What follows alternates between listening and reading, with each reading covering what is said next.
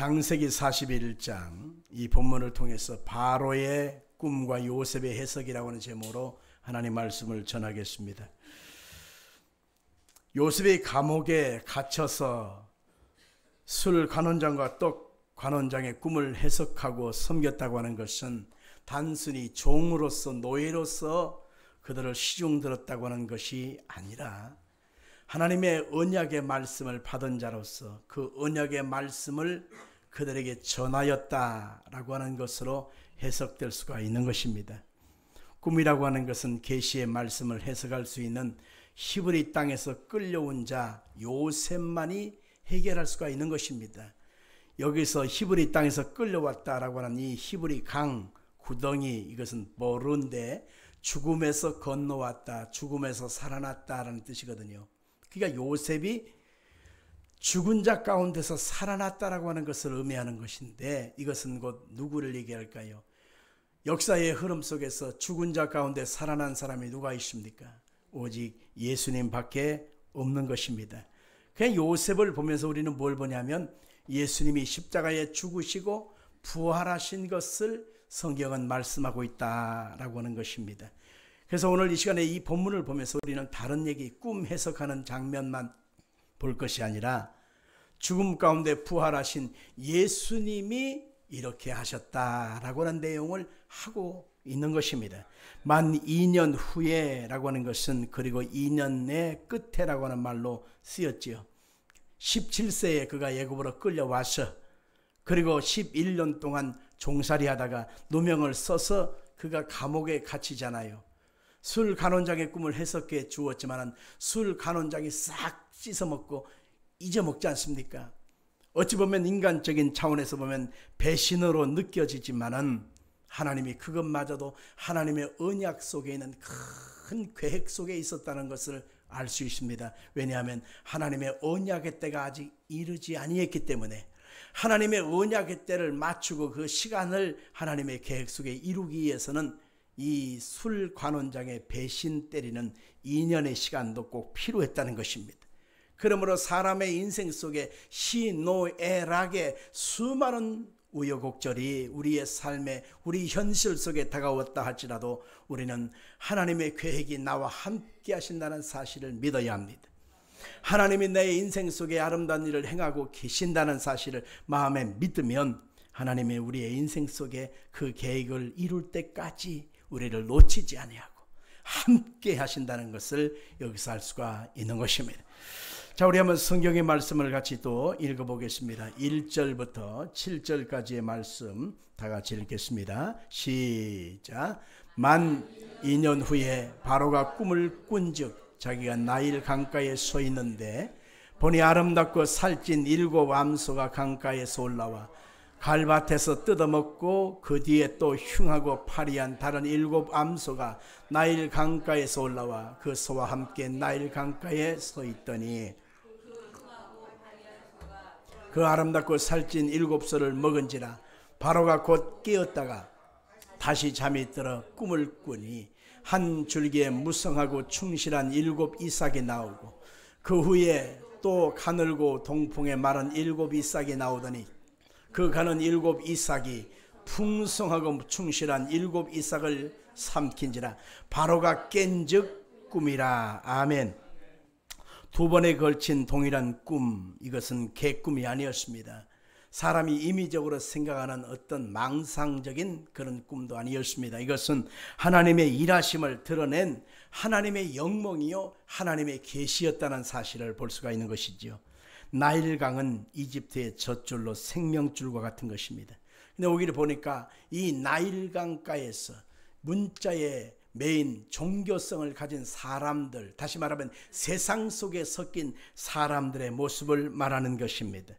그러기에 요셉을 통해서 하나님의 말씀을 받아야 되고, 이 세상 속에 살아가는 사람들은 자기의 아무리 예를 써도 하나님의 뜻이 무엇인지 모르기 때문에 요셉을 통해서 계시해 주시는 하나님의 뜻을 받아야만 세상살이의 분별력을 얻을 수가 있는 것이죠. 아름답고 살찐 7 암소라고 말하고 있죠. 아름답고라고 하면 야페란 말입니다. 맑고 깨끗하다, 아름답고 좋다. 살찐이라고 하는 것은 우베르오트란 말입니다. 그래서 바사르라고 하는 원형을 갖고 있는데 육이 튼튼하고 육체가 뚱뚱한 그런 것입니다. 아름답고 살찐 7 암소들이 거닐고 있었다. 얼마나 보기가 좋아요. 근데 반면에 어떤 모습이 나옵니까? 그 뒤에 아주 파리하고 그 다음에 흉욕한 7 암소가 나오더라는 것입니다. 이 파리하고 7 암소는 말이에요. 흉하고 라고 하는 말은 나쁜, 악한, 싸나운, 불행, 재난 이런 말을 가지고 있습니다. 파리한이라고 하는 것은 완전히 앙상말라 있다는 것입니다. 으스러지고 작고 가느다란 여의고 낮은 모습입니다. 나중에 꿈을 꾼 가늘고 동풍의 말은 7 이삭이란 말은 뭐냐? 가늘다, 딱 으스러지고 작고 가느다란하고 여의고 낮은 뜻입니다. 말랐다라고 하는 것은 샤다프인데 시들게 하다, 마르게 하다 라는 것입니다. 이 두 가지의 꿈은 같은 내용을 담고 있는 다른 색깔의 꿈인 것입니다. 7 풍년이 다가온 다음에 7 흉년이 다가오더라는 것입니다. 그런데 7 흉년이 풍년을 다 잡아먹더라는 것입니다. 그러니 이것을 꿈을 꾼 바로 왕의 입장에서 보면 그 꿈을 해석할 수도 없고 이 흉악한 무시무시한 꿈을 어디서 이것을 물어봐야 될지도 모르겠습니다. 바로 이것은 하나님이 앞으로 행하고 계시는 하나님의 놀라운 계획들 속에서 요셉을 드러내고자 하는 하나님의 계획인 것을 알 수 있습니다. 자, 그럼 8절과 9절 읽겠습니다. 아침에 그의 마음이 번민하여 사람을 보내어 애굽의 점설가와 현인들을 불러 그들에게 그의 꿈을 말하였으나 그것을 바로에게 해석하는 자가 없었더라. 술 맡은 관원장이 바로에게 말하여 이르되 내가 오늘 내 죄를 기억하나이다. 그의 마음이 번민했다라고 하는 것은 두 가지의 꿈을 꿨지만은 이 두 꿈을 하나로 연결시킬 수 있는 능력이 없었다는 것입니다. 왜? 땅에 속한 사람이요, 세상에 속한 사람이기 때문에 하늘의 비밀을 알 수가 있나요? 알 수가 없는 것입니다. 그래서 번민하여 괴로웠다라고 하는 것으로 볼 수 있는 것입니다. 여러분, 이것은 누구만 해석할 수 있느냐? 오직 죽었다가 다시 살아난 자. 오늘 본문에 보면 요셉이 그 상징성의 인물인데 요셉과 같은 모습으로 이 땅에 오시는 예수님의 모습을 그대로 얘기하는 것입니다. 예수님께서만이 십자가에 죽으시고 3일 만에 부활하셨잖아요. 이 하나님의 아들 되신 예수님께서만이 죽었다가 살아났기 때문에 하늘에 계신 놀라운 뜻과 하나님의 놀라운 비밀을 해석할 수가 있는 것입니다. 십자가에서 죽으시고 부활하셨기 때문에 no cross, 십자가 없이는 no crown, 영광을 볼 수가 없는 것입니다.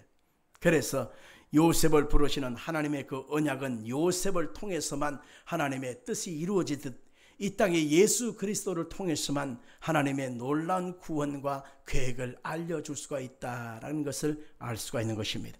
자, 10절로 16절입니다. 바로께서 종들에게 놓아서 나와 떡 굽는 관원장을 취니대장의 집에 가뒀었을 때에 너와 그를 하룻밤에 꿈을 꾼즉 각기 뜻이 있는 꿈이라. 그곳에 취니대장의 종 히브리 청년이 우리와 함께 있기로 우리가 그에게 말하며 그가 우리의 꿈을 풀되 그 꿈대로 각 사람에게 해석하더니 그 해석한 대로 되어 나는 복직되고 그는 매달렸나이다. 이에 바로가 사람을 보내 요셉을 부르매 그들이 급히 그를 옥에서 내놓은지라. 요셉이 곧 수염을 깎고 그의 옷을 갈아입고 바로에게 들어가니 바로가 요셉에게 이르되 내가 한 꿈을 꾸었으나 그것을 해석하는 자가 없더니 들은즉 너는 꿈을 들으면 능히 푼다 하더라. 요셉이 바로에게 대답하여 이르되 내가 아니라 하나님께서 바로에게 편안한 대답을 하시리이다. 히브리 청년 곧 요셉을 얘기하는 것인데 이건 곧 예수 그리스도를 예표하는 것입니다. 언약의 선포자이신 예수 그리스도를 드러내기 위하여 하나님이 지금 요셉을 나타내고 있는 것입니다. 그가 옥에 갇혀 있을 때는 죽은 자의 모습과 방문한 것입니다. 이제 이 죽음의 자리에서 끄집어낼 때 제일 먼저 한 것은 수염을 깎았고 옷을 갈아입었다고 했습니다. 죽은 자의 모습에서 생명의 부활의 모습으로 바꿔지는 것을 말하는 것입니다. 요셉이 말합니다. 편안한 대답을 하리이다 라고 했는데 이 편안한 대답은 샬롬이라는 것입니다. 예수님께서 우리 가운데 오셔서 십자가에서 죽으시고 부활하신 모습으로 제자들에게 나타나서 샬롬 평강이 있을지어다 라고 했습니다. 왜 그럴까요? 죽음과 사망을 예수님이 철폐하셨잖아요. 오직 예수님께서만이 우리 가운데 생명을 주고 평안함을 주실 수 있기 때문에 샬롬 이렇게 말하는 것입니다. 우리는 예수 그리스도 안에 들어와 하나님의 자녀가 된 자이기 때문에 우리는 어떤 상황 어떤 형편이든지 간에 주님 주시는 샬롬의 은혜를 덧입을 자격이 있는 것입니다. 우리 옆에 분들에게 인사합시다. 샬롬 평안하세요. 아멘. 자, 그러면 17절로부터 36절 중반절에 보면 바로의 꿈을 요셉이 해석하는 장면에 구체적인 내용이 남기는데 한번 살펴보도록 할 것입니다. 17절로 24절의 말씀 읽겠습니다. 바로가 요셉에게 이르되 내가 꿈에 나일 강가에 서서 보니 살찌고 아름다운 7 암소가 나일 강가에 올라와 갈밭에서 뜯어먹고 그 뒤에 또 약하고 심히 흉하고 파리한 7 암소가 올라오니 그같이 흉한 것들은 애굽 땅에서 내가 아직 보지 못한 것이라. 그 파리하고 흉한 소가 처음에 7 살찐 소를 먹었으나 먹은 듯 하지 아니하고 여전히 흉하더라. 내가 곧 깨었다가 다시 꿈에 보니 한 줄기에 무성하고 충실한 7 이삭이 나오고 그 후에 또 가늘고 동풍에 마른 7 이삭이 나더니 그 가는 이삭이 좋은 7 이삭을 삼키더라. 내가 그 꿈을 점술가에게 말하였으나 그것을 내게 풀이해 주는 자가 없는지라. 나일 강가에 서서라고 하는 것은 물 주변에 서성거리면서 거기서 진리를 찾으려고 하는 일반 세상의 사람들을 말하는 것입니다. 아무리 우물가에서 강가에서 사람들이 서성이면서 하나님의 뜻을 알고자 하지만은 여러분들이 예수님이 풀어주지 않고는 그 꿈을 해석할 수가 없습니다. 수가성 우물가의 여인이 물가에 와서 물을 기름으로 내 육신의 목마름을 해결해 보려고 했지만은 마음의 심령의 목마름을 해결할 수가 없었습니다. 예수님께서 오셔서 그 수가성 우물가의 여인에게 하나님의 말씀을 풀어주십니다. 그리고 이 여인에게 말씀합니다. 여인아, 이 물을 마시면 다시 목마르겠지. 그러나 내가 너에게 주는 물을 마시면 영생하도록 솟아나는 샘물을 마시게 될 거야. 그때 그 여인이 예수님을 만남으로 영혼의 갈증을 해결하게 됩니다. 그리고 동네에 들어가서 사람들에게 외칩니다. 내가 메시아 만났다. 예수님을 만났다. 구세주를 만났다. 전도하게 되었고 많은 사람이 예수님께 와서 주님을 만남으로 구원함을 얻게 됐다라고 하는 사실을 여기서 살펴볼 수가 있는 것입니다. 바로가 꾼 꿈은 2가지의 동일한 내용이지요. 흉악하고 파리한 7 암소가 있었습니다. 이것은 본질적인 복음의 내용을 얘기하는 것입니다. 예수님이 우리 가운데 오셨을 때에 보기에 흠모할 만한 아름다운 모양이 없었습니다. 이사야 53장에는 예수님께서 오실 때에 그 모양이 너무 흉한 모습이라는 것입니다. 그래서 예수님 모습을 보면서 예수님 흠모할 만한 사람이 없었다는 것입니다. 그의 얼굴은 일그러졌습니다. 그의 머리에는 가시멸관을 썼습니다. 예수님께서 물과 피를 쏟아내시면서 십자가의 고난을 당할 때 흉하고 흉한 모습이요 버림받은 모습같이 흉측한 모습이었습니다.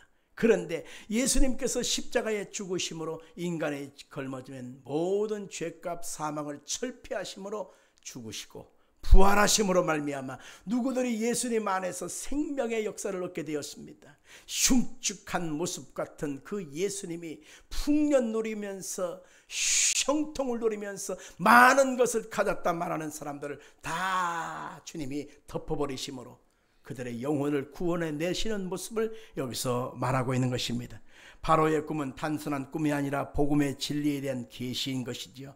그래서 점술가들에게 끊임없이 물어봤지만 그 점술가들, 이 우상 숭배하던 자들, 하나님을 모르는 사람들은 하나님의 뜻을 지어줘도 모르는 것입니다.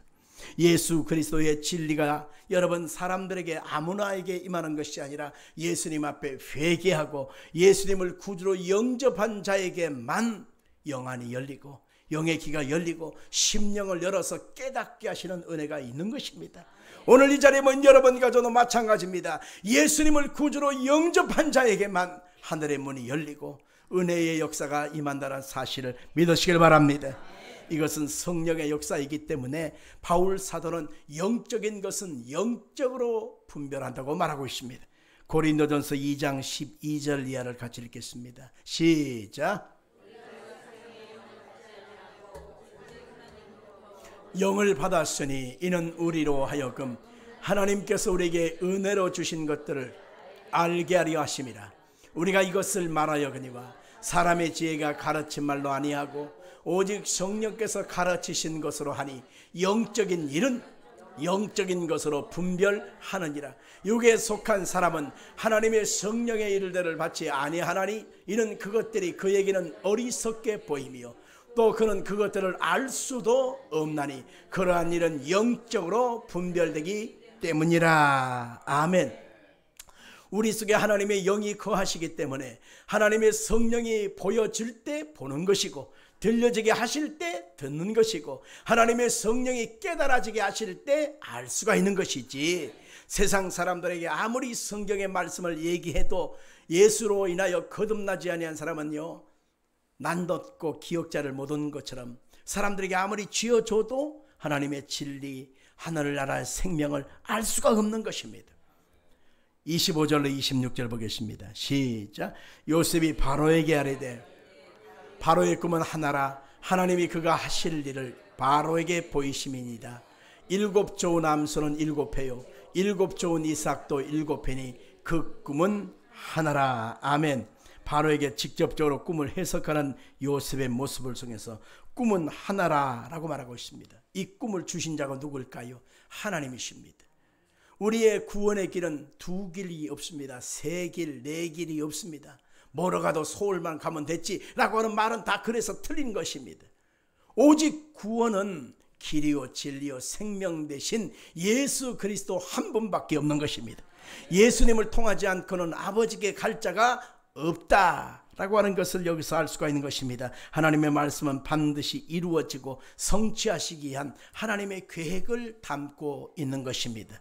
그래서 하나님께서 우리 가운데 주신 하나님의 놀라운 계획과 하나님의 말씀을 통해서 오신 놀라운 계획들은 반드시 앞으로 성취하시고자 하는 하나님의 놀라운 계획이요 비전이 있다는 것을 믿으시길 바랍니다. 이사야 40장 8절, 마태복음 5장 18절 같이 읽겠습니다. 진실로 너희에게 이르노니 천지가 없어지기 전에는 율법의 1.1획도 결코 없어지지 아니하고 다 이루리라. 풀은 마르고 꽃은 시드나 우리 하나님의 말씀은 영원히 서리라 하라. 아멘. 하나님의 그 말씀이 이 땅에 이루어지기 위하여, 예수 그리스도의 구원의 역사가 이루어지기 위하여 수많은 사탄의 괴략과 방해가 있었습니다. 하나님이 보내신 선지자들을 죽여 없애기도 하고, 예수님 자신이 우리의 구원을 위해서 오셨음에도 사람들은 예수님을 끝까지 거부하고 십자가에 매달라 죽임으로 방해하고 그들은 결국 이겼다고 생각했겠지만은, 하나님은 예수님을 십자가의 죽음으로 끝난 것이 아니라 죽은 지 3일 만에 무덤에서 다시 일어내셨습니다. 살려내신 것입니다. 하나님의 뜻은 하늘의 문을 열고 이 땅의 모든 것이 꺼져도 1.1획도 변하지 않고 다 이루어지는 진리와 생명인 것을 꼭 믿으시기를 바랍니다. 자, 27절로 31절의 말씀을 같이 보겠습니다.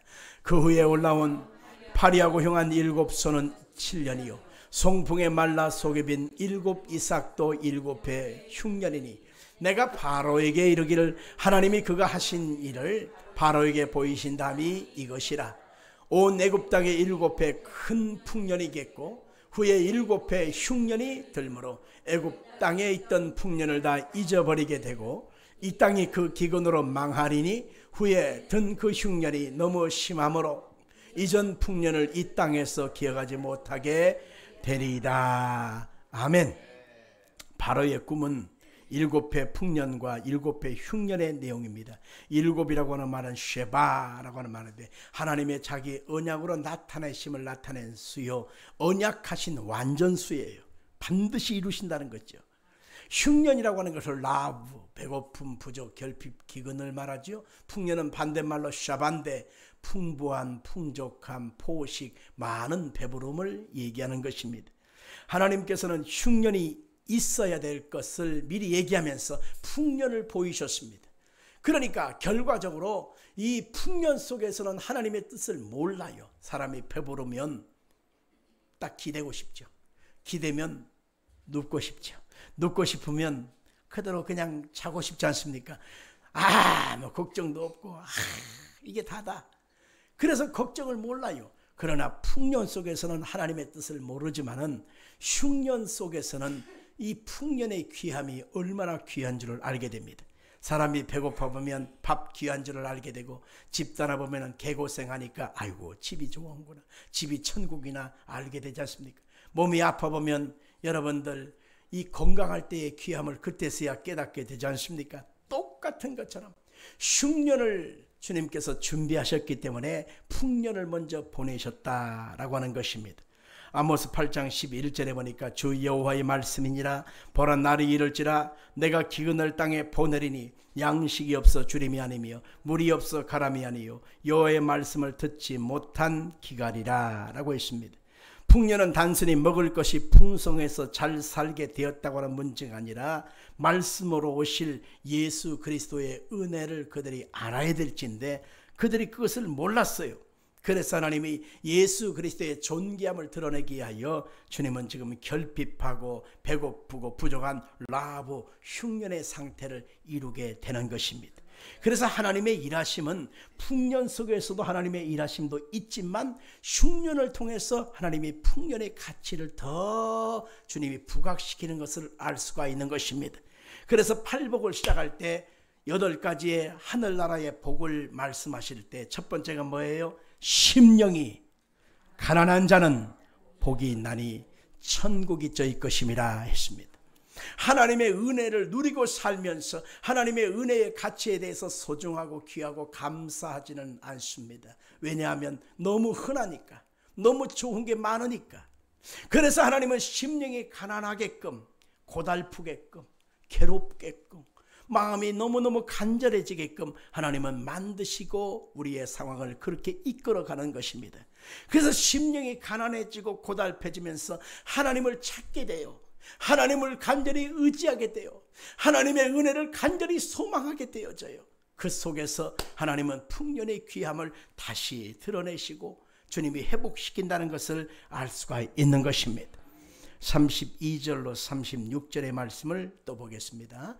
바로께서 꿈을 2번 겹쳐 꾸신 것은 하나님이 이를 정하셨습니다. 하나님이 속히 행하시리니 이는 바로께서는 명철하고 지혜 있는 사람을 택하여 애굽 땅을 다스리게 하시고, 바로께서는 또 이같이 행하사 나라 안에 감독관들을 두어 그 7해 풍년에 애굽 땅의 5분의 1을 거두되 그들로 장차 올 풍년의 모든 곡물을 거두고 그 곡물을 바로의 손에 돌려 양식을 위하여 각 성읍에 쌓아두게 하소서.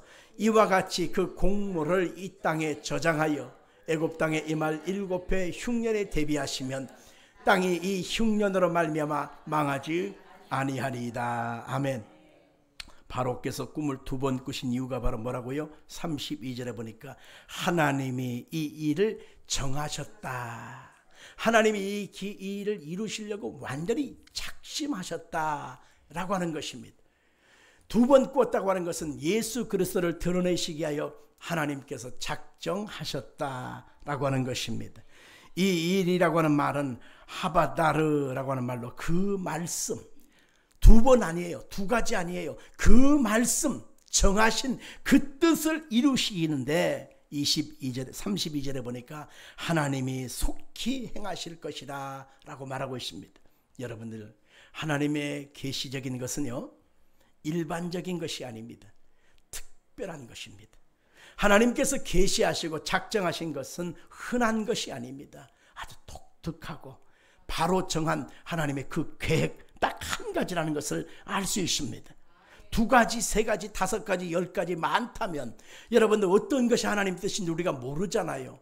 그래서 하나님의 역사는 회전하는 그림자가 없어요. 이랬 이랬다 저랬다 하는 것이 아니라는 것입니다. 아멘 할까요?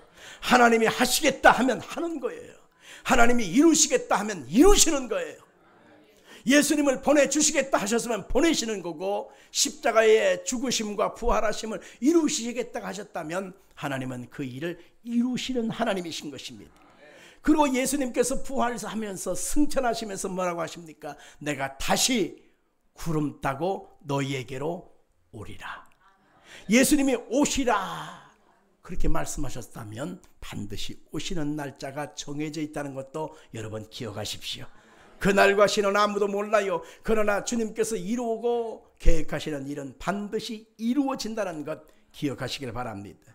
고린도서 1장 20절 말씀 우리 같이 합독합니다. 하나님의 약속은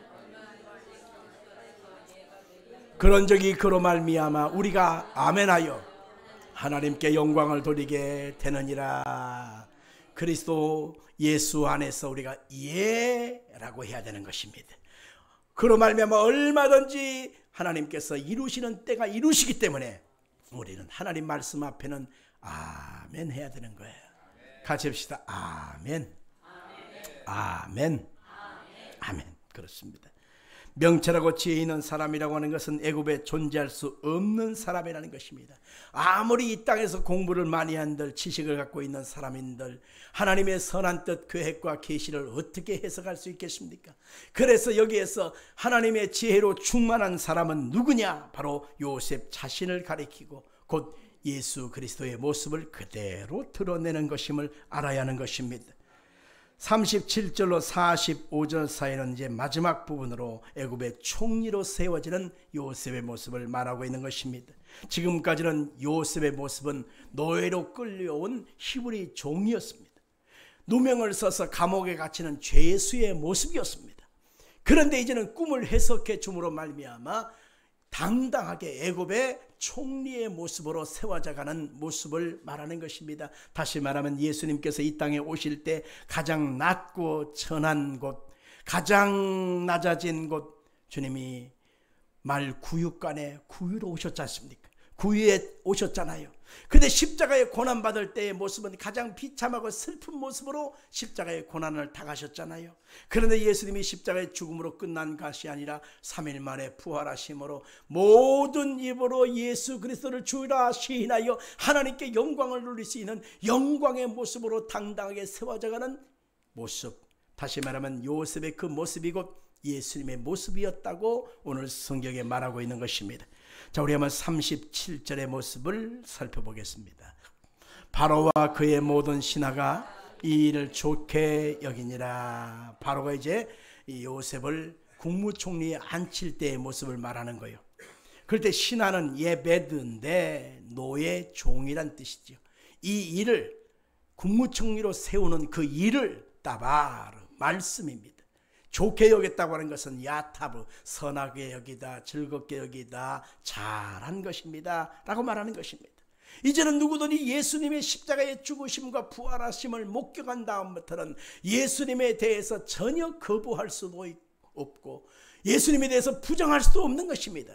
예수님은 모든 사람들 중에 유일하게 죽은 자 가운데서 부활하심으로 말미암아 만왕의 왕이 되시고 만주가 되심을 누구도 부인할 수가 없고 거부할 수가 없다는 것을 여기서 증명한 것이지요. 자, 38절 39절 읽겠습니다.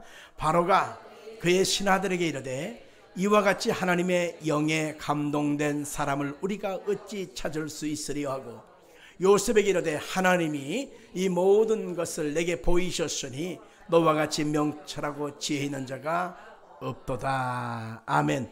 요셉을 가리켜서 하나님의 영에 감동된 사람이다 라고 했습니다. 이것은 세상 사람이 봤을 때도 요셉이 하나님의 영에 충만한 사람임을 드러내신 것입니다. 성령에 잡힌 그 역사 속에 요셉이 될 수가 있었던 것처럼 우리 인생도 마찬가지입니다. 똑같은 밥을 먹고 똑같은 일을 하고 똑같이 하루 24시간을 쓰고 살아가기 때문에 내가 공부한 것이 다르고 학교가 다르고 지식 있는 수준이 다 다를 수밖에 없지요. 그러나 이 모든 사람들보다 가장 위대하고 아름답게 세움을 받을 수 있는 것은 하나님의 성령님의 감동을 받은 사람은 당해낼 재간이 없다는 것입니다. 그래서 니고데모에게 예수님 말씀하실 때 사람이 물과 성령으로 거듭나지 아니하면 하나님 나라를 볼 수가 없다라고 말하고 있습니다. 하나님의 성령에 감동된 사람은 하늘나라의 비밀을 압니다. 하나님의 지혜가 공급되어지기 때문에 하나님의 선한 뜻이 무엇인지를 압니다.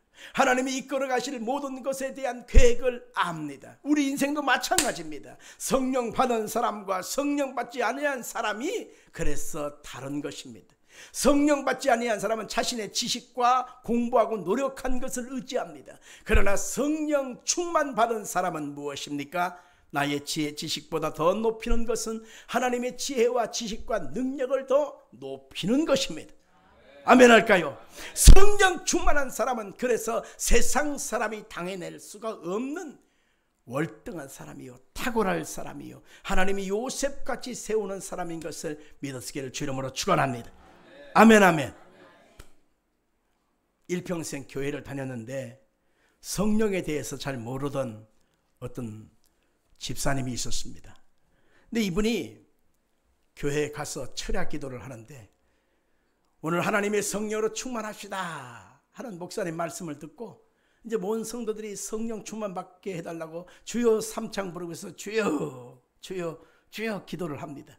근데 옆에 사람은 기도를 잘하고 방언 기도를 하는데 나는 기도도 잘 안 나오고 그 말이 그 말이고 그 말이 그 말이고 그 말이 그 말이고 아무리 시간이 봐도 시간은 안 가고 기도는 언제 끝날지도 모르겠고 아이고 답답해서 죽을 지경이요. 그래가지고 성령 충만 달라고 이제 기도하라는데 주여 나도 성령 충만, 주여 나도 성령 충만, 그렇게 하염없이 간구를 했어요. 그런데 참 그런 기도도 하나님 받으시는 거야. 주여 성령 충만. 그런데 갑자기 위에서부터 성령의 은혜와 능력이 내 영을 확 덮어주시는 거예요. 그리고 가슴이 뜨거워지고 눈물이 활칵 쏟아지면서 막 내가 죄인입니다, 내가 잘못했습니다, 울고 또 회개를 하는데 갑자기 혀가 풀어지면서 방언 기도를 하는 거야. 할렐루야. 이 방언 기도라고 하는 것이 안 해보던 사람이 처음 하면 너무 신기해요. 처음에는 내가 혓바닥이 이상해져 갖고 내가 봉어리가 되는 거 아닌가, 이상해지는 거 아닌가. 근데 성령의 충만함 속에 방언 기도를 하면 방언이 자꾸 바뀌거든. 그래서 방언 기도를 막 하는데 절제가 잘 안 돼요. 기도만 하면 방언 기도가 막 나와.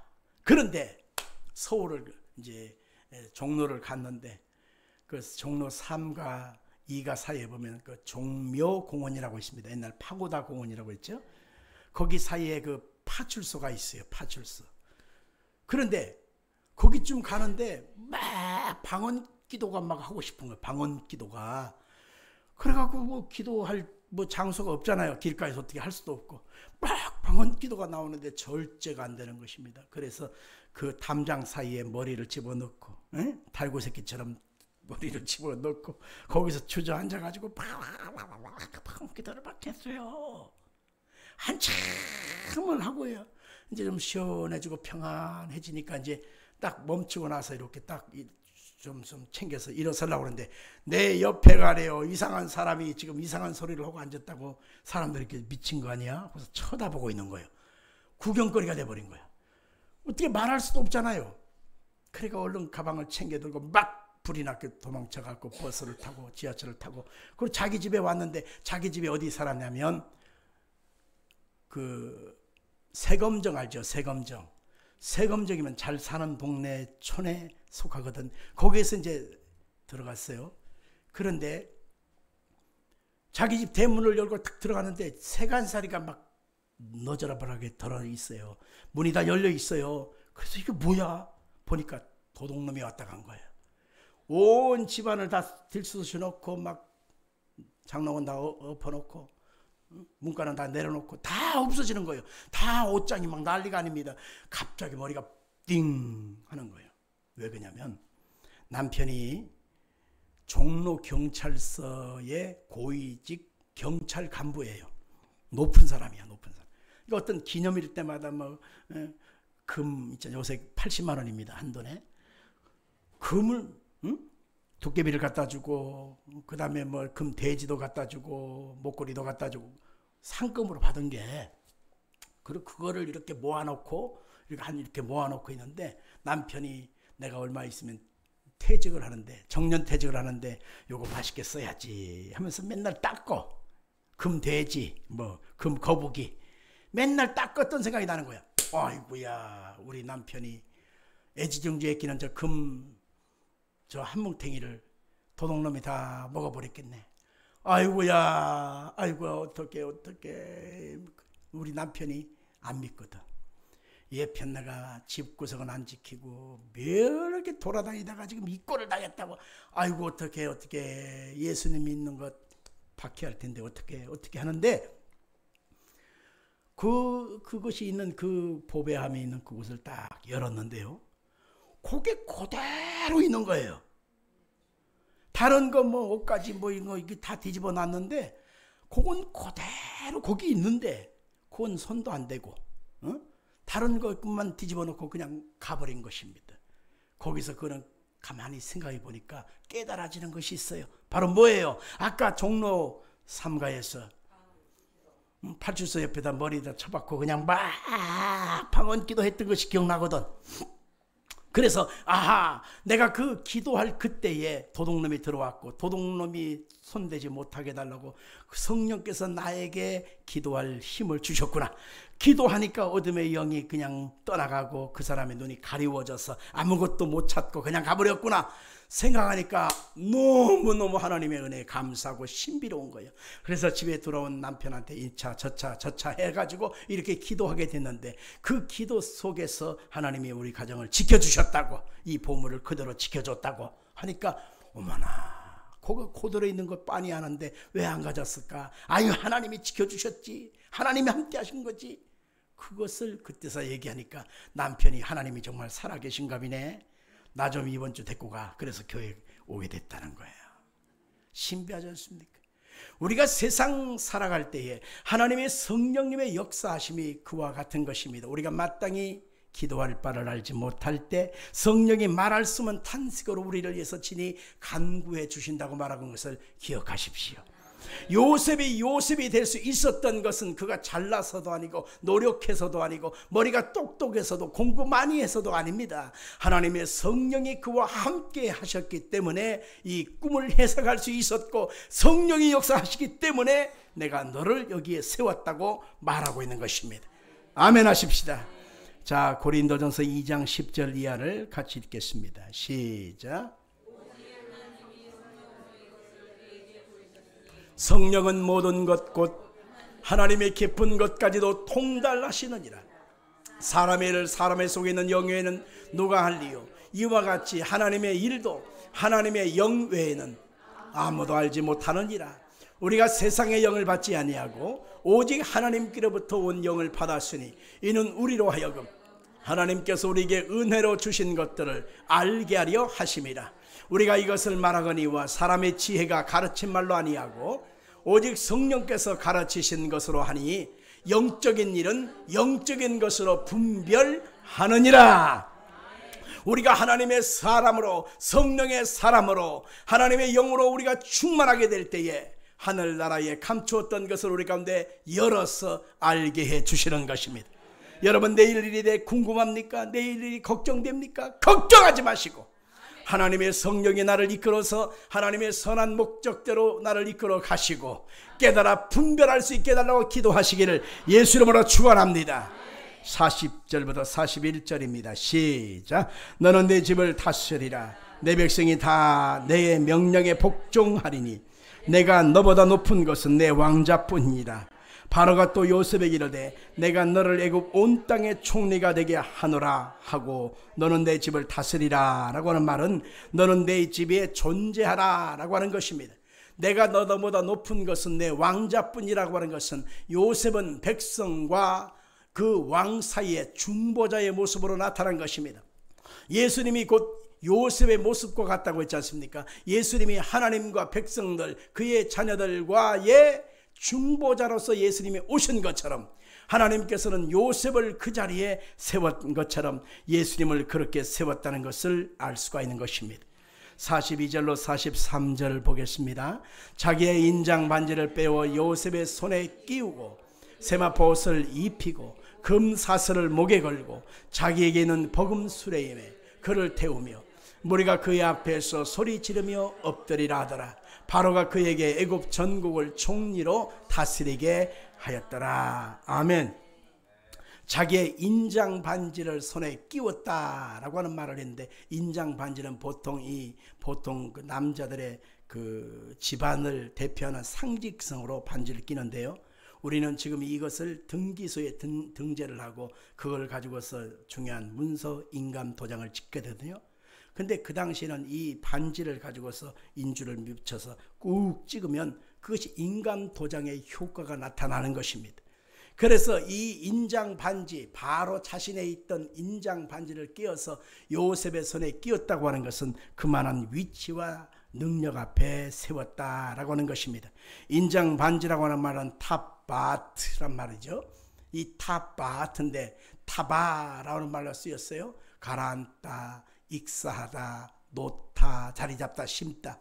다시 말하면 이 가라앉게 하듯이 인장 반지를 갖고 꾹 누르지 않습니까? 그것은 곧 물에 가라앉아 내려가는 모습과 같은 것입니다. 이것은 이 세례로 말미암아 십자가에 고난당하시고 죽임을 당하시는 예수의 모습을 그대로 담고 있는 것입니다. 예수님께서 십자가에 죽으시고 우리의 사망과 모든 심판을 철폐해 버리시고, 그리고 예수님께서 죽은 지 3일 만에 물에서 부활하듯 올라오심으로 우리 가운데 만왕의 왕이 되어 주셨지 않습니까? 그것을 그대로 상징적으로 말하고 있는 것입니다. 세마포 옷을 입히고라고 하는 것은 제사장의 자리에서 말씀으로 섬긴다라고 하는 것입니다. 금 쇠사슬을 목에 걸고라고 하는 것은 라비다라고 하는 말로 쓰였어요.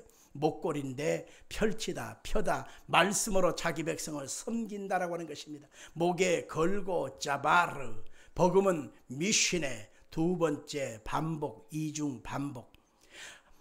하나님의 영광 속에서 하나님의 아들 예수님은 영광의 본체의 모습으로 오셨지 않습니까?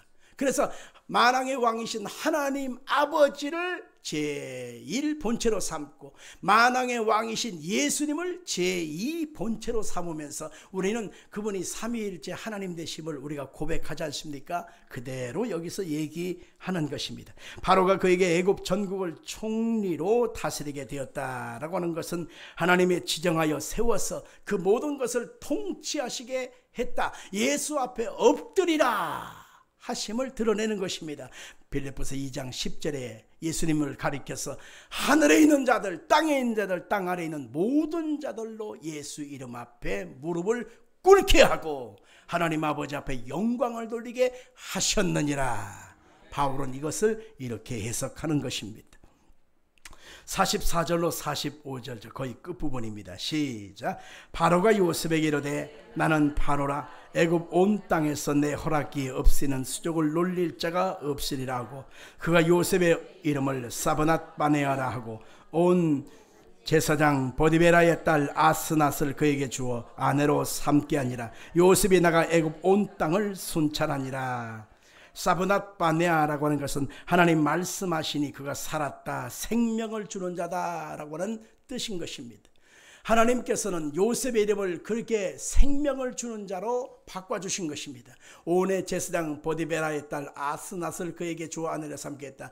이것은 말하여 이방 여자를 데려와서 어떤 혼혈 족속을 만든 거 아닌가라고 곡해 해석할 수 있지만은 왕으로서 신적인 권위를 가졌다라고 하는 의미로서 여기서 재해석될 수가 있다라고 하는 것입니다.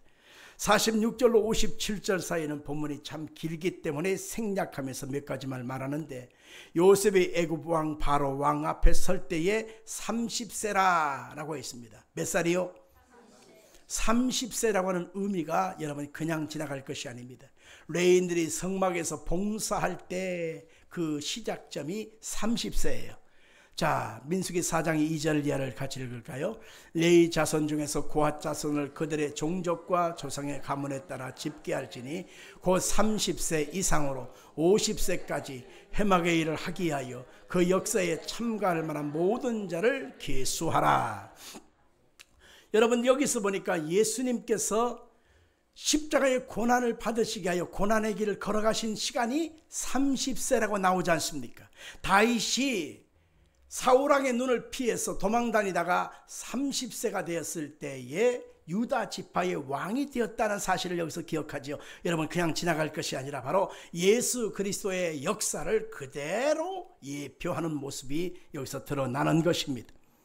그가 7해 풍년의 토지 소출이 심이 많다라고 하는 말을 합니다. 심이 많다고 하는 것은 코메치라고 하는 말인데, 코메치라고 하는 그 말은 곧 움켜쥐다, 한 움큼을 잡다, 한 움큼 쥐고 있는 손목 가득이란 뜻입니다. 우리 한번 읽어볼까요? 7해 풍년의 토지 소출이 심이 많은지라. 시작. 7해 풍년의 토지 소출이 심이 많은지라. 굉장히 가시적인 모습으로 봤을 때는 7해 풍년 들었으니까 얼마나 곡식이 많겠어요. 그런데 성경은 달리 해석하고 있습니다. 온 뜻에서 그래서 봐야 돼요. 심이 많다라고 하는 것은 코메치인데 한 움큼밖에 안 된다. 움켜진 손, 한 손 가득밖에 안 된다라고 하는 것입니다. 풍년이라고 하는 이 7년의 기간 동안에 그들이 인간적인 방법으로 많은 것을 수확했지만, 어마어마하게 많이 갖고 있지만 하나님이 그들을 평가할 때 한 손에 가득한 것처럼 작고 미미하게 보신다라고 하는 것입니다. 같이 볼까요? 아무리 많이 가졌다 한들 하나님께서 보실 때는 한 움큼밖에 안 된다. 아멘. 그러니까 오늘 이 성경의 온 뜻을 보지 아니하면 본문에서 너무 이상한 해석이 나올 수밖에 없거든요. 예수 그리스도를 만나기 전까지 우리 인생은 세상의 것을 아무리 모으고 가지고 움켜쥔들 그것이 아무것도 아니라는 것입니다. 한 손 가득한 아무런 모습밖에 안 된다는 것이죠. 일평생 호스피스로서 암 환자의 마지막 모습을 지켜본 그 호스피스 간호병동의 간호사의 이야기입니다. 이분이 독일인인데 자기 호스피스 병동에 와서 수많은 사람이 이제 마지막 순간을 보내다가 가는데요. 어떤 남자가 들어왔는데 이 사람은 어마어마한 부자예요. 고린, 이 사람은 자린고비, 완전히 왕소금이야. 근데 이 사람은 그 많은 돈을 쓰지는 않고 온전히 모아만 놨어. 자기 집에 그냥 창고에다가 잔뜩 현금으로 금으로 모아놨습니다. 그러니 얼마나 귀해요. 그런데 이 사람이 몸이 이상해서 병원에 가서 진찰을 해보니까 암이야, 암. 수술 불가능한 암병 말기. 이야, 이것처럼 억울한 일이 없어요. 써보지도 못하고 그 많은 돈을 가지고 놓은 상태에서 그가 죽어간다니 슬픈 일이죠. 그래서 수술이 안 되니까 이 사람이 이제 마지막 모습으로 이제 호스피스 병동에 입원해서 마지막 시간을 보내고 있는 거예요. 정신이 들어갔다가 나갔다가 들어왔다 나갔다 이런 순간을 해롱해롱 하는데 정신이 들어오면요 숨을 몰아서 외치는 말이 있더래요. 그게 뭐냐면 주먹을 콕 쥐고 마이켈 마이켈 마이켈 그러면서 죽어버리더래요. 이 마이켈트라고 하는 말은 독일 말로 내 돈, 내 돈, 내 돈. 이해하시겠죠? 사람이 인생을 사는 날 동안에 물질이 꼭 필요해요. 쓰는 것만큼 내 것이고 내가 나누고 베푼 만큼 내 것인데 나누지도 못하고 써보지도 못하고 오로지 쟁여만 놓고 쟁여만 놓고 쟁여만 놓고 그것이 내 것이다 라고 이 순간에 외치고 있을 줄 몰라도 여러분들 인생은 어리석은 것입니다. 7해 풍년의 소출이 심히 많았지만 하나님은 코메스 한 손에 가득한 한 움큼밖에 되지 않는다는 것입니다. 오늘 이 시간 우리가 인생을 사는 날 동안에 나눌 수 있는 기회가 있다면 나누십시오. 베풀어야 될 기회가 있다면 베푸십시오. 하나님 앞에 헌신할 기회가 있다면 헌신을 하십시오. 아멘이 조금 약하네. 여러분들, 우리 인생이 다 지고 가는 것은 아니더라는 것이죠. 자, 48절로 49절까지 읽겠습니다. 시작. 요셉이 애굽 땅에 있는 7년 곡물을 거두어 각 성에 쳐들어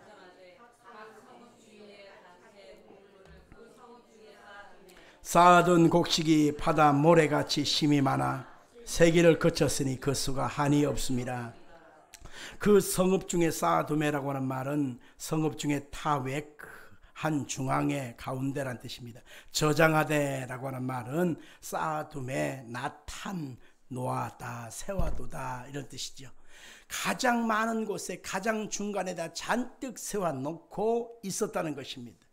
49절에 보니까 쌓아둔 곡식이 바다 모래같이 심이 많아 셀 수가 없어서 그냥 그쳤다라고 말하는 것을 보면서 인간은 이처럼 끊임없이 자기만의 만족으로 하나님 없는 인생으로 살고자 하는 모습, 곧 십자가의 원수의 모습으로 살아가는 모습과 그렇게 똑같은 것을 알게 되는 것입니다. 자, 50절로 52절의 말씀을 또 살펴보겠습니다. 흉년이 들기 전에 요셉에게 두 아들이 나매 곧 온의 제사장 보디바라의 딸 아스낫이 그에게 낳은지라. 요셉이 그의 장남의 이름을 므낫세라 하였으니 하나님이 내게 내 모든 고난과 내 아버지의 온 집을 잊어버리게 하셨다 하며 차남의 이름을 에브라임이라 하였으니 하나님이 나를 내가 수고한 땅에서 번성하게 하셨다 함이더라. 흉년 들기 전에는 테람이죠. 뭔뭐 전에 아직 아닌 뭐뭐 하기 전에 사건이 일어나지 않았다라고 하는 말입니다. 흉년이 와야만 풍년의 허구성이 드러나게 되는 것입니다.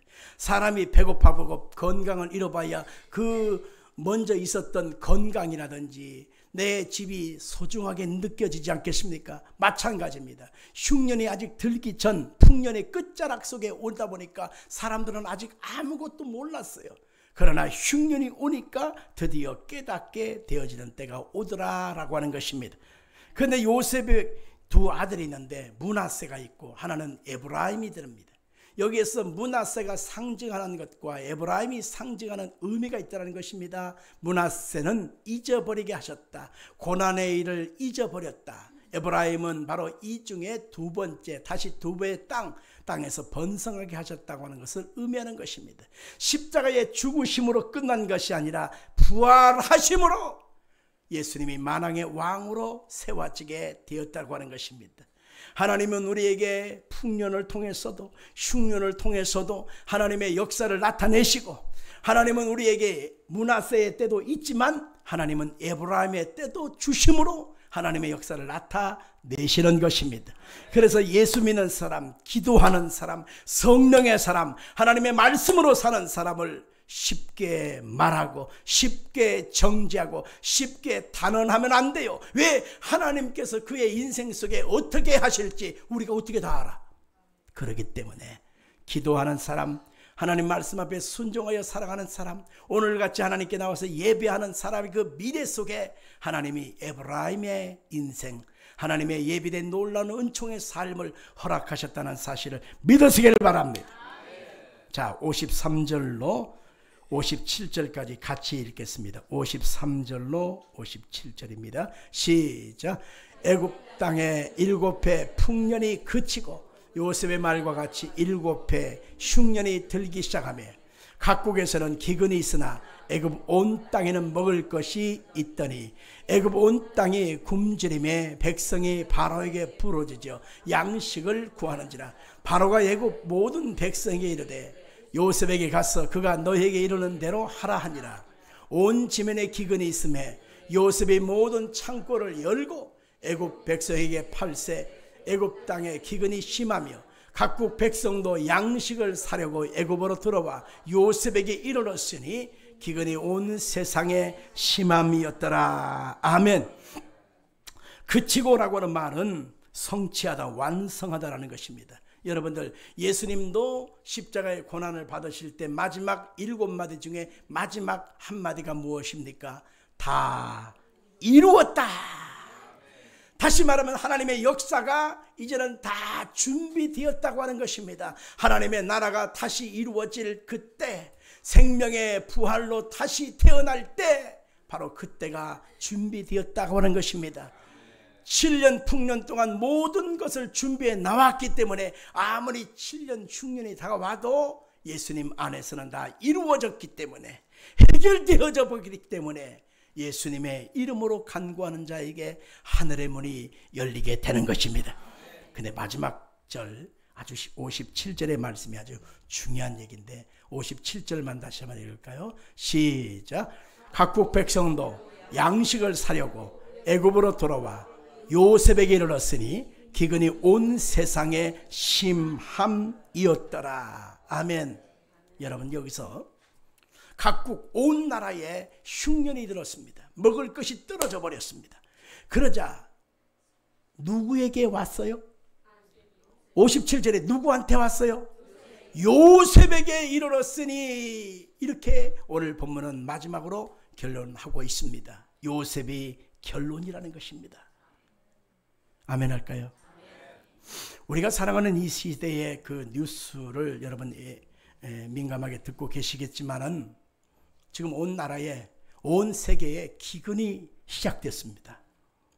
트럼프라고 하는 미국 대통령이 즉위하면서부터 시작해서 관세 전쟁, 그래서 온 세계를 지켜주는 경찰 노릇 이제 나 그만할 거야. 어떤 그 니즘, 공산당 민주주의라고 하는 니즘을 벗어나서 이제는 우리도 먹고 살아야 돼 라고 하는 것이 미국의 이제 새로운 모토가 되었어요. 마가라고 하는 위대한 미국을 이루겠다. 그러다 보니까 온 세상에 이제는 우리가 손해나는 짓은 안 하겠다. 우리나라 같은 경우는 주한미군을 보냈잖아요. 이제 주한미군 때문에 돈이 너무 많이 들어가. 이제는 감축을 하든지 주한미군 빼겠다. 뭐 이런 식으로 나가는 거예요. 우리나라와 거래를 하려면 무역세를 내야 돼. 관세를 내야 돼. 그 관세를 이제는 이렇게 내야 돼 하면서 너무너무 막중하게 부과를 해버렸습니다. 그 중에서 세계 탑2가 이제 중국이잖아요. 중국과의 그 무역 경쟁으로 인하여 중국한테 무역 관세를 150%를 부과시키겠다는 거예요.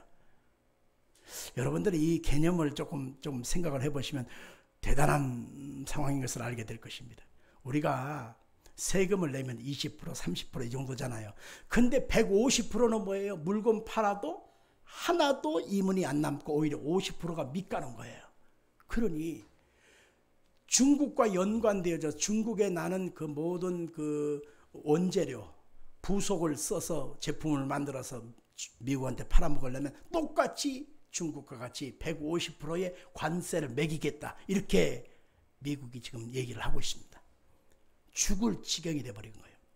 그 상황에서 약속에 해당하는 무역을 가지고 우리나라가 경영이 되어지는 우리나라 입장에서는 미국 눈치 보자니 중국이 걸리고 중국 눈치 보자니 미국 걸리고, 이런 상황에서 우리는 지금 오도 가도 못하는 그런 상황이 되고 말았습니다. 지금 우리나라의 환율이 1,430원이 넘었답니다. 1달러에 1,430원. 얼마 전까지만 해도 1,410원이었는데 20원이 더 올라서 30원. 그래서 여기서 막 여기서 난리가 나서 막 흔들흔들. 아니 10원 20원 그까짓 게 뭐 대단한 것.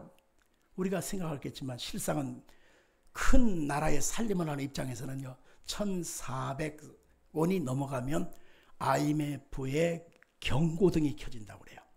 근데 10원이 지나서 20원 지나서 1,430원이 되니까 지금 흔들흔들해가서 막 그 빨간불이 그냥 삐뻑 그냥 경광등이 켜지는 상황이 됐어요. 왜? 1,430원이 1,450원 되고 1,450원은 1,500원대로 쫙 올라가고 1,500원이 넘어가면 2,000원대는 금방 올라간다는 거예요. 그럼 이게 우리가 뭔 상관이냐? 잘 생각하셔야 돼요. 우리는 미국 달러라고 하는 돈으로 기준하여 우리나라 모든 살림을 운영하고 있습니다. 그러니까 미국 돈이 비싸지면 우리나라 돈은 그만큼 가치가 떨어지는 거예요. 그런데 이 가치가 떨어지는 한국 돈은 휴지 제곱이 되고 많은 것입니다. 옛날에 10,000원짜리 물건을 산다고 했는데 1,000원이면 되는데 지금은 1,000원이 아니라 2,000원, 3,000원 되어져야 10,000원짜리 물건을 살 수 있으면 돈 가치가 떨어진 거잖아요. 바로 그거예요. 옛날에는 200만 원만 받아도 먹고 살았는데 이제는 200만 원 받아갖고는 살 길이 없어. 그런 상황입니다. 그러면 이제 IMF처럼 1,500원대가 넘어가기 시작하면 우리나라에서 애국 돈들이 빠져나가기 시작하고 달러가 빠져나가는 거예요. 주식이 다 빠져나갑니다. 결과적으로 어떤 일이 생기냐면 우리나라의 IMF처럼 달러 부재 현상으로 인하여 모든 경제가 침체되기 시작하고 대기업들이 무너지기 시작해요. 중소기업들이 문을 닫기 시작해요. 그거 나와 뭔 상관이야. 그게 아니라니까. 대기업이 있으면 거기에 하청업체, 자관 중소기업체들이 다 있지 않습니까? 그게 다 문을 닫는 거예요. 그 사람들이 직장을 관두게 돼요. 쫓겨나게 돼요. 그러면 그 밑에 있는 것도 다 마찬가지요. 주머니가 돈이 없는데 시장에 가서 우리가 국밥 따뜻한 거 먹을 수 있겠나요? 옷을 사 입나요? 못하는 거예요. 은행 금리는 높아지고 그리고 그 대출 그 상환 요구를 빨리 하게 돼요. 빨리 돈 갚아. 빨리 돈 갚아. 독촉을 받게 돼요. 못 갚으면 터는 거죠. 이것이 전체적으로 우리나라의 시스템으로 지금 돌아가는 현상인데 올해 안에 결정날 상황인 거예요. 이해하시겠죠? 10월 셋째 주에 우리나라 경주에서 에이펙이라고 하는 우리 주변에 있는 20개 정상들이 우리나라에 와서 국제회의를 합니다. 관건은 뭐냐면 미국의 대통령 트럼프도 중국의 주석인 시진핑도 와가지고 여기서 잘 해볼게. 우리 좀 화해 좀 하자. 이러면서 좋게 풀어야 돼. 이해하시겠죠? 둘 중에 하나만 안아보거나 둘 다 안아버리거나 이래버리면 곤란한 일이 생겨요. 우리가 지금 살아가고 있는 모든 시대 속에 지금 어찌할 수 없는 이런 상황이 반복되고 있는데 우리가 여기서 해결할 이 히든 키는 바로 뭐냐면 요셉에게 와야만 백성들이 기근 문제를 해결받을 수 있었다는 문제입니다. 여기서 말하는 요셉은 누구를 말하는 것이라고 했죠? 예수님을 말하는 것이라고 했습니다. 예수님께 와야만 이 기근의 근원적인 문제가 해결되는 것입니다. 가정의 기근, 인생의 기근, 사업장의 기근, 앞길의 직장의 기근들이 해결되는 것임을 여러분 기억하십시오. 요셉에게 와야만 먹고 사는 문제가 열리는 것처럼 예수님께 와야만 우리가 살 길이 열린다고 하는 사실을 여러분 꼭 기억하시기를 주 이름으로 축원합니다. 예수님을 찾지 아니하면 실상 우리가 살아갈 수가 없습니다. 우리가 매 순간순간마다 예수님이 나의 생명돼서 내가 여기까지 온 것처럼 우리가 가는 앞길 모든 순간순간이 예수님이 도와주셔야만 산다는 것입니다. 날마다 예수 붙잡고 승리하기를 주 이름으로 축원합니다. 살아계신 아버지 하나님,